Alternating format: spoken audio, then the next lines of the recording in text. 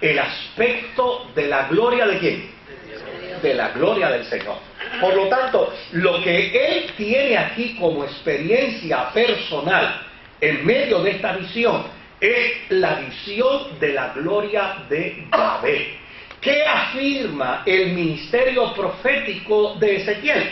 La visión, como todos los profetas, se afirman a través de una experiencia ¿qué? De una experiencia trascendente. Ahora, ¿por qué es importante señalar que esto no tiene que ver nada con platillos voladores? Mira, hace unos años atrás, una persona muy respetuosa en el mundo de los objetos no identificados vino a conversar conmigo. Y desde luego me dijo, mire, yo he visto su programa de televisión, me parece un programa interesante y pensé que podía venir donde usted a conversar con usted sobre mis experiencias personales. Desde luego, por su nombre, yo sabía quién era. Y él me contó sus experiencias del encuentro cercano del tercer tipo, ¿verdad? Pues, y al final de él contarme sus experiencias en México, que fueron básicamente donde él tuvo su experiencia, al final me dice, pastor, ¿qué le parecen mis experiencias? Y mi respuesta fue la siguiente. Le dije, mire, juzgando por la persona que es usted, juzgando por la convicción con la que usted cuenta su experiencia, y juzgando la realidad de que su experiencia, yo no tengo por qué dudarla. Usted lo dice, y pues, obviamente sería ridículo de mi parte yo decirle que lo que usted dice que vivió, no lo vivió, porque a fin de cuentas quien lo vivió fue usted y no fui yo. Así que en ese sentido, créame, don fulano de tal, que yo le creo.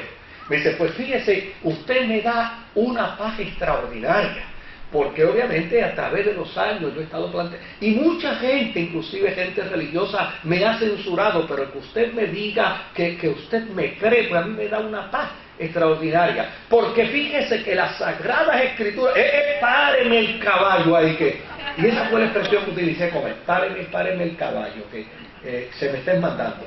Me dice, no, pero que, le dije, no me hable de la Escritura. Fíjese que yo le he dicho a usted con perfecta claridad que a juzgar por quién es usted, yo le creo. No tengo ningún problema en creerle que usted vivió ese tipo de experiencia y que lo montaron en un cajo de eso y lo llevaron a una... Yo no tengo ningún problema con eso. Ahora, no me meta la Escritura aquí. Me dice, pero es que es la Biblia. Le dije, ¿usted quiere que hablemos de la Biblia? Me dice, no me gustaría.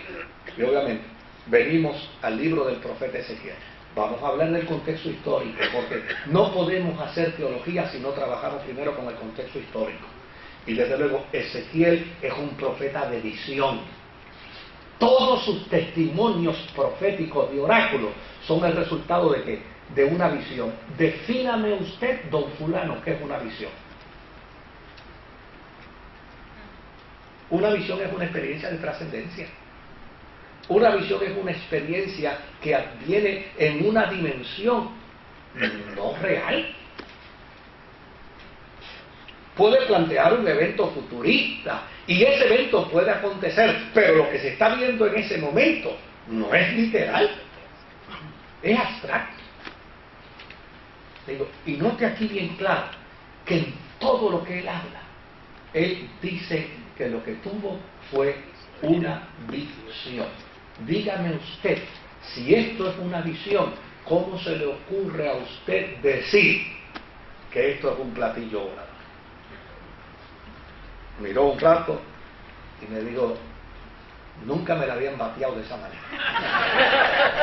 Nos hicimos muy buenos amigos y obviamente yo sigo pensando que lo que él dice es su propia experiencia y yo no tengo ninguna razón para dudarlo. A mí me parece que un hombre que, oiga, que lleva tantos años afirmando que vivió la experiencia, pues yo no tengo por qué ponerla en duda. Pero aquí Ezequiel no está hablando de platillos voladores, ni de marcianos, no. Ezequiel está hablando de visiones que está teniendo, y visiones que tienen un solo propósito.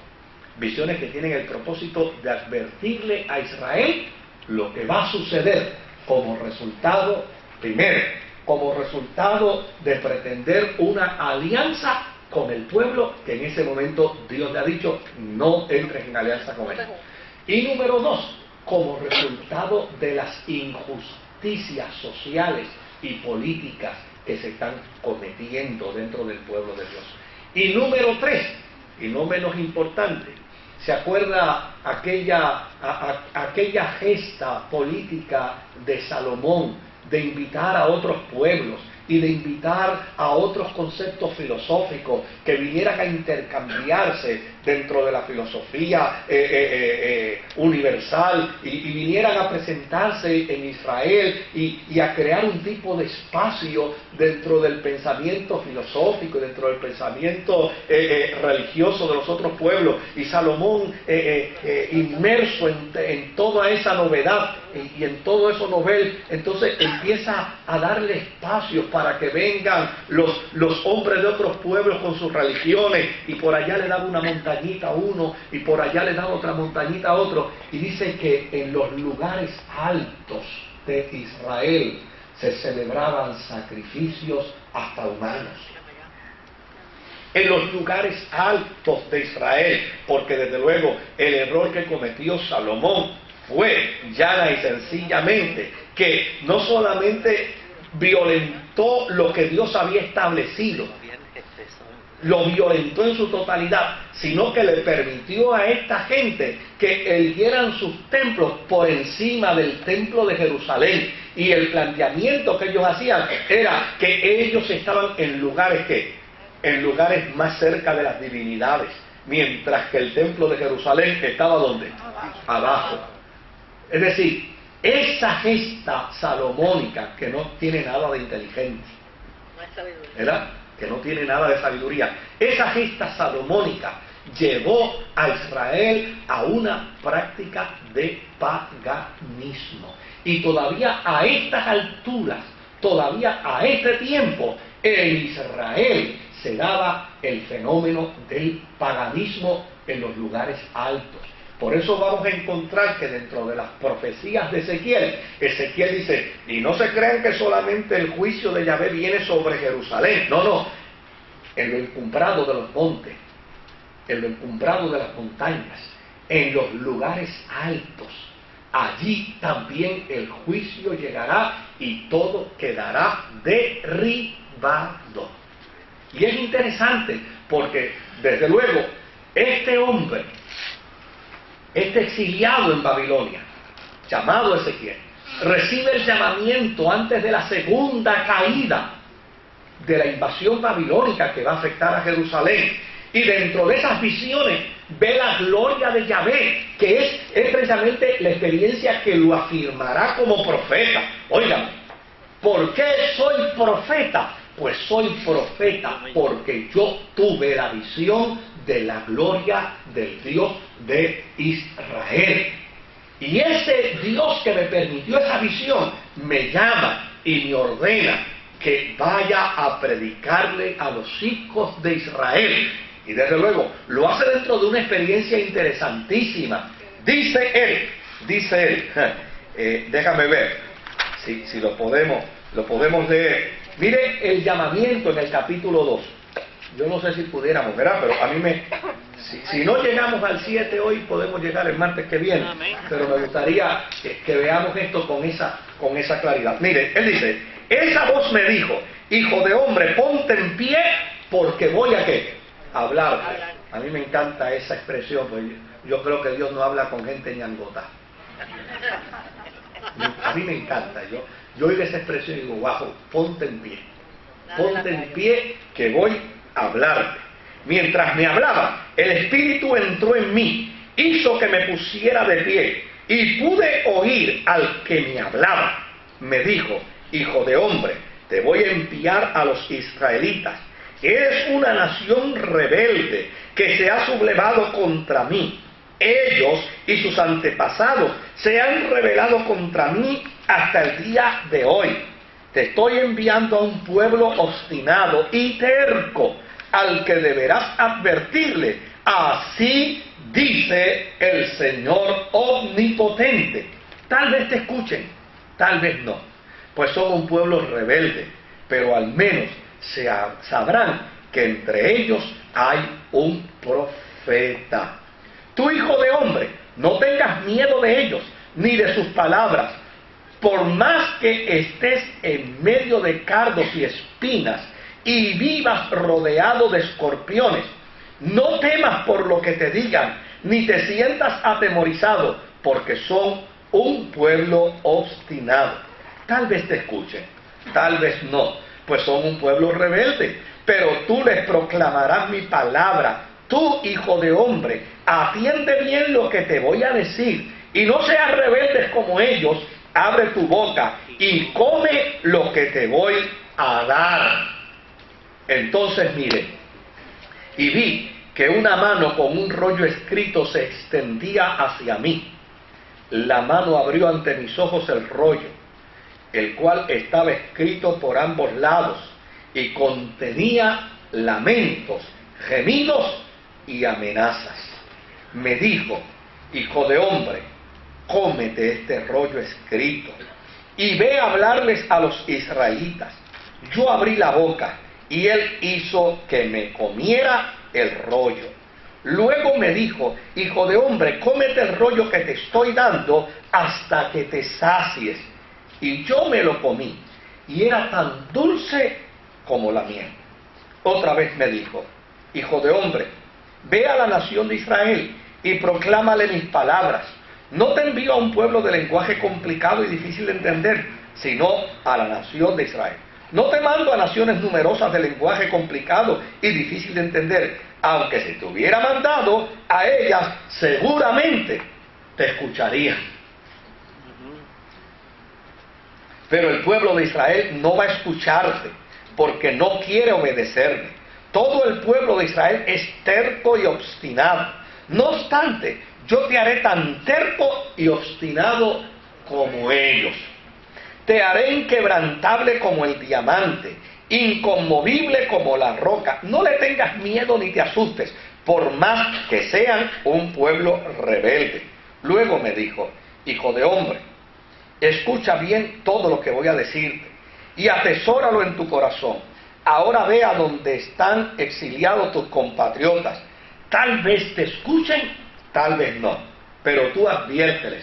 Así dice el Señor Omnipotente. Entonces el Espíritu de Dios me levantó, y detrás de mí oí decir con el estruendo de un terremoto: bendita sea la gloria del Señor donde Él habita. Oí el ruido de la sala de los seres vivientes al rozarse unas con otras, y el de las ruedas que estaban junto a ellas, y el ruido era estruendoso. El Espíritu me levantó y se apoderó de mí, y me fui amargado y enardecido, mientras la mano del Señor me sujetaba con fuerza. Así llegué a Tel Aviv, a orillas del río Quebar, a donde estaban los israelitas exiliados, y totalmente abatido me quedé con ellos durante 7 días. Al cabo de los 7 días, el Señor me dijo lo siguiente: hijo de hombre, a ti te he puesto como centinela del pueblo de Israel. Por tanto, cuando oigas mis palabras, adviértele de mi parte al malvado. Estás condenado a muerte. Y si tú no le hablas al malvado ni le haces ver su mala conducta para que siga viviendo, ese malvado morirá por causa de su pecado, pero yo te pediré cuentas de su muerte. En cambio, si tú se lo adviertes y él no se arrepiente de su maldad ni de su mala conducta, morirá por causa de su pecado, pero tú habrás salvado tu vida. Mira el compromiso del llamado ministerial que se le hace a este profeta. Está en esos mismos términos, en otro pasaje de la Sí, Biblia. sí. Entonces, En esos mismos términos. por otra parte, si un justo se desvía de su buena conducta y hace lo malo, y yo lo hago caer y tú no se lo adviertes, él morirá sin que se le tome en cuenta todo el bien que haya hecho. Por no haberle hecho ver su maldad, él morirá por causa de su pecado, pero yo te pediré cuentas de su muerte. Pero si tú le adviertes al justo que no peque, y en efecto, él no peca, él seguirá viviendo porque hizo caso de tu advertencia, y tú habrás salvado tu vida. Luego puso su mano sobre mí y me dijo: levántate y dirígete al campo, que allí voy a hablarte. Yo me levanté y salí al campo. allí vi la gloria del Señor, tal como la había visto a orillas del río Quebar, y caí rostro en tierra. Entonces el Espíritu de Dios entró en mí, hizo que me pusiera de pie y me dijo: ve y enciérrate en tu casa. A ti, hijo de hombre, te atarán con sogas para que no puedas salir ni andar entre el pueblo. Yo haré que se te pegue la lengua al paladar, y así te quedarás mudo y no podrás reprenderlos, por más que sean un pueblo rebelde. Pero cuando yo te hable, te soltaré la lengua y le advertirás: así dice el Señor Omnipotente. El que quiera oír, que oiga, y el que no quiera, que no oiga, porque son un pueblo rebelde. Es interesante, ¿verdad?, ese llamado. Es una forma que puede, tal vez para algunos, tornarse en incomprensible. Pero este es el estilo del profeta. Bajo ese estilo ha sido llamado. Bajo esa manera ha sido llamado. Y desde luego, el actor utiliza todos sus recursos, los verbales y los no verbales, ¿verdad?, para comunicar. Y muchas veces los no verbales comunican más. Este profeta entra en el escenario profético como si fuera un actor, y va a utilizar todos los recursos que tenga a su alcance para decirle a Israel lo que Dios le quiere comunicar. Ahora, si usted nota bien, toda la experiencia de Israel es una experiencia a base de visiones. De visiones. Que no le pasen gato por liebre. Esto no tiene que ver nada. Y desde luego, alguien me dirá: pero pastores, ¿y si hay vida en otros planetas? Pues si hay vida en otros planetas, hay vida en otros planetas. Señor Todopoderoso. No hay ningún problema, en lo absoluto. Lo que no podemos decir es que la Biblia afirma que hay seres en otros planetas, porque la Biblia guarda silencio sobre el particular. ¿Verdad? ¿Ah? Que se queden allá, que no vengan para acá. No, si existieran, probablemente a lo mejor estén o más atrasados o más adelantados, o a lo mejor son iguales, ¿no? Porque lo que pasa de nosotros es que siempre los seres humanos encontramos el jardín del vecino más lindo que el nuestro, ¿verdad? Siempre tenemos esa tendencia. Siempre vemos el carro del otro más lindo que el nuestro, la ropa del otro más linda que la nuestra, el patio del otro más. Entonces, pues a veces la gente pues idealiza esos conceptos, ¿verdad? Primero, que no son corroborables, y segundo, que están idealizados sobre idealizaciones. Pero todo lo que va a vivir el profeta Ezequiel en sus oráculos es el resultado de unas visiones anticipadas. Y desde luego, como resultado de esas visiones anticipadas, entonces él va a comunicarle a la nación lo que va a suceder. Ahora, es interesante, fíjese que dentro del contexto histórico él no está en Jerusalén, él se lo está diciendo ¿a quiénes? A los del exilio. Ahora, esa información que él está dando en el exilio está llegando ¿a dónde? Está llegando allá. Va allá. Está aquí en Babilonia, en el río Quebar, y va allá. Y entonces, obviamente, los dos grupos, los que están acá y los que están allá, saben lo que el profeta está diciendo. Lo mismo acontece con Jeremías. Obviamente que en el primer grupo de cautivos, Jeremías no viene. Jeremías quedó ¿dónde? En Jerusalén. Y él está allá. Pero desde luego, ya en esta segunda invasión que está anunciando Ezequiel, entonces ahora Jeremías ¿qué hace? es traído para acá. Y desde luego es interesante ubicar esto dentro del contexto histórico, porque ahora cuando usted lea, pues usted va a poder tener una mejor comprensión del texto. Claro, Ezequiel es como un profeta visionario, es un profeta apocalíptico. Y hay muchas de las expresiones en el libro de Ezequiel que están recogidas por el pensamiento apocalíptico del vidente Juan, ¿verdad? En la experiencia del Apocalipsis en Patmos. Pero es la forma y es el recurso que Juan va a utilizar para comunicar sus visiones dentro del contexto en el que obviamente ya los judíos entienden las visiones. Cuando lleguemos a Apocalipsis, pues obviamente llegaremos tal vez en el 2013 o en el 2014, pero cuando lleguemos ahí, pues entonces trataremos el tema con abundancia. Sí, a veces se hace una distinción entre lo que sería una visión como parte del proceso de tecnología religiosa y alucinaciones dentro del concepto psiquiátrico. Okay, porque hay personas que están drogadas bajo medicación y tienen alucinaciones. Sí. Y como parte de su proceso mental, Sí.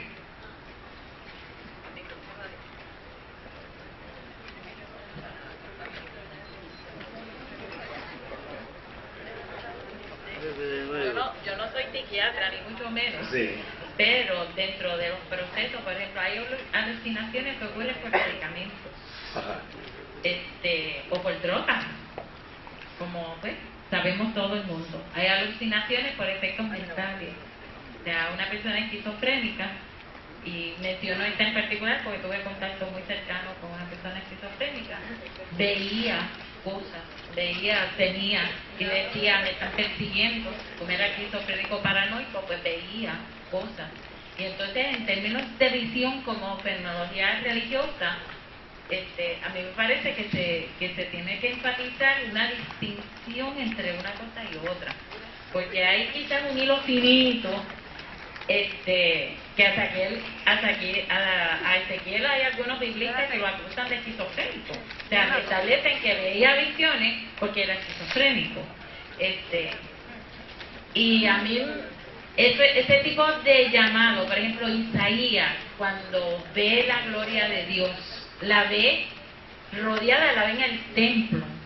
O sea, el contexto histórico parece ser un poquito distintivo del tipo de visión o de situación o de experiencia que tiene la persona. Isaías está en un palacio. ¿Ok? Ezequiel, por otra parte, se encuentra en ¿qué? En el exilio, sin templo, sin acceso al templo, sin una experiencia distinta a su sacerdocio, que ella no lo podía ejercer tampoco. Así que a mí me parece que dentro de ese contexto histórico, y sin entrarle en lo que pueda significar, que si los querubines, que si cada uno del águila, la psicología que llaman, a mí me parece que esa visión de Ezequiel responde a una necesidad de él para su llamado, y a una necesidad de ver un poquito más allá la experiencia religiosa.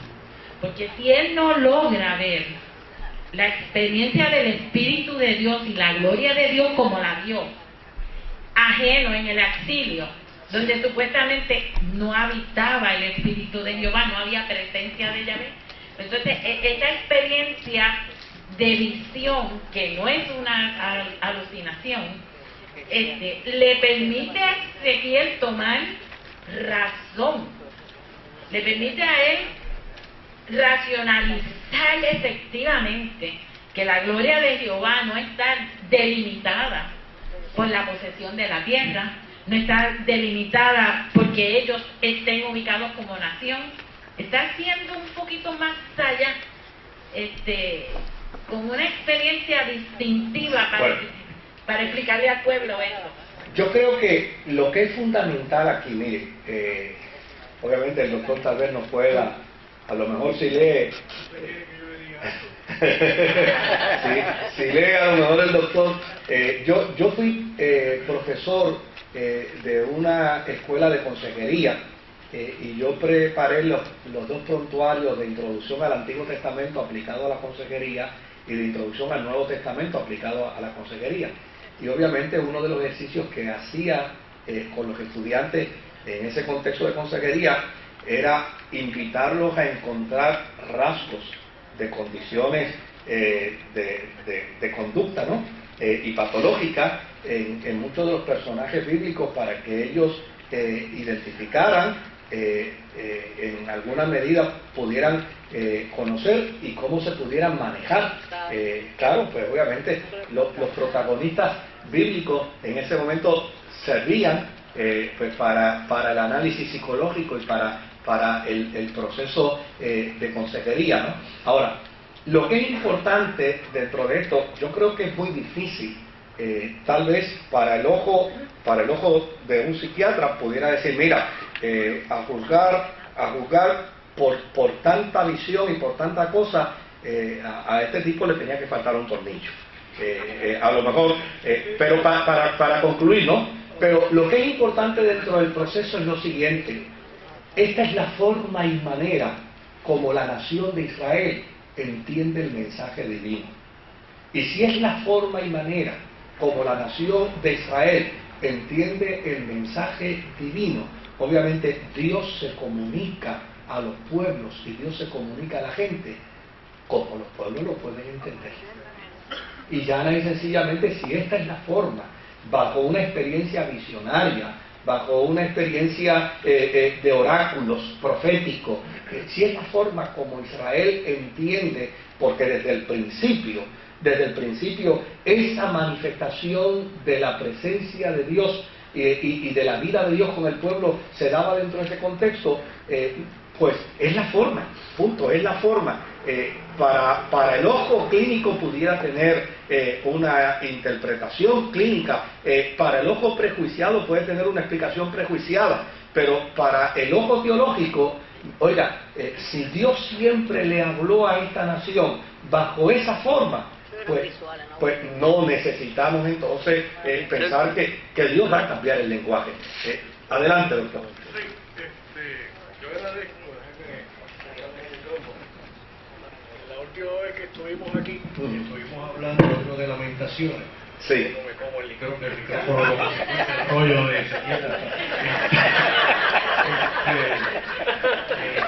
de Lamentaciones. Estuvimos hablando acerca de cuán cruel había sido Yahvé con su hijo preferido y estuvimos reflexionando acerca de eso. Y agradezco que usted me haya invitado a escudriñar las lecturas de Raymond Brown. Sí. Y yo encontré, mandé a buscar los libros de Raymond Brown, y una de las cosas que encontré fue que Raymond Brown nombra o denomina lo que se llama la alta cristología y la baja cristología, Sí. como la búsqueda o el estudio de Cristo a base del espíritu, desde una perspectiva divina y perspectiva humana, más cuando Cristo se hizo carne y de la evidencia histórica, que es una perspectiva totalmente distinta, pero que no podemos como científicos, ¿verdad? Yo como científico lo veo todo como científico, por lo menos desde el ojo clínico, del ojo científico, ¿verdad? Que nos dice tienes que escudriñar, pero hay una alta cristología que no podemos olvidar, que es lo que nos hace cristianos. Pues siguiendo y agradeciendo que me refiriera a esa lectura, pasando a lo que Ezequiel está viviendo, pues clínicamente no podría decirse que es esquizofrénico, porque los esquizofrénicos tienen una sintomatología específica y no son funcionales, pierden su funcionalidad. Los bipolares, sin embargo, pueden alucinar y estar incluso entrar en lo que se llama relaciones o experiencias místicas, donde ellos dicen que tienen la revelación divina, y incluso yo he visto bipolares en el hospital que dicen yo vengo a predicar la palabra porque yo soy Cristo, y se lo creen. Y déjeme decirle algo, un bipolar en su fase mánica puede ser extremadamente convincente. Entonces le vende su creencia y su psicosis y usted va detrás de él. Lo embollan, como dicen por ahí, lo embollan y usted sigue caminando detrás de él. Mira, ahí tiene la palabra. De hecho, yo no quiero ser sacrílego ni quiero ser No, lo hemos visto en blasfemo a través de los años en un montón de individuos. ni nada por el estilo, ¿verdad? Lo que estoy diciendo es una realidad que vamos a ponerla en la baja Cristo, en el estudio, ¿verdad? De nosotros los carnales.